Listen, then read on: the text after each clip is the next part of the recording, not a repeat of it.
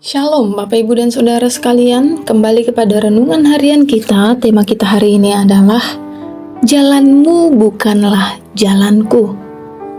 Bacaan Alkitab dari 1 Samuel 4 ayatnya yang keempat. Kemudian bangsa itu menyuruh orang ke Silo, lalu mereka mengangkat dari sana tabut perjanjian Tuhan semesta alam yang bersemayam di atas para kerub.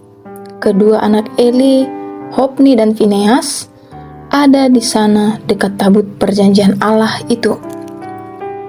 Bapak, Ibu, dan Saudara, nats firman Tuhan ini menceritakan tentang bagaimana bangsa Israel mengalami kekalahan melawan orang-orang Filistin. Kemudian mereka bertanya-tanya, mengapa Tuhan tidak ada bersama dengan mereka? Jika Tuhan ada bersama dengan mereka, mereka tidak akan mengalami kekalahan. Dan akhirnya mereka mencoba untuk mencari jalan keluar dengan pemahaman mereka sendiri.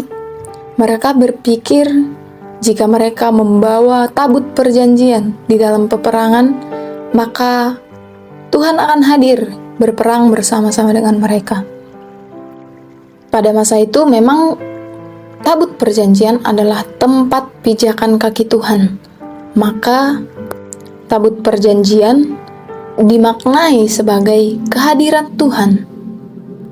Tetapi apakah benar ketika mereka membawa tabut perjanjian itu, mereka akan mengalami kemenangan? Ternyata tidak. Bapak, Ibu, dan Saudara, kita ketahui bahwa bangsa Israel adalah bangsa budak. Mereka tidak pernah diperlengkapi untuk memegang senjata. Sehari-hari mereka hanya mengelola tanah Firaun dan juga menggembala kambing domba. Mereka pastinya tidak tahu bagaimana cara untuk berperang. Tetapi mengapa mereka di perang-perang sebelumnya mengalami kemenangan? Tentu kita tahu bahwa Allah lah yang berperang untuk mereka. Kemenangan-kemenangan yang mereka peroleh sebelumnya membuat mereka terlalu percaya diri untuk melawan bangsa Filistin. Mereka mencoba untuk menempuh jalan mereka sendiri. Mereka tidak mencari tahu terlebih dahulu apakah peperangan itu memang kehendak Tuhan atau bukan. Karena jikalau memang kehendak Tuhan, maka Tuhan pun akan hadir di sana. Bapak, Ibu, dan Saudara, jalan Tuhan berbeda dengan jalan manusia. Ketika bangsa Israel mulai menempuh jalan mereka sendiri, Tuhan biarkan itu terjadi.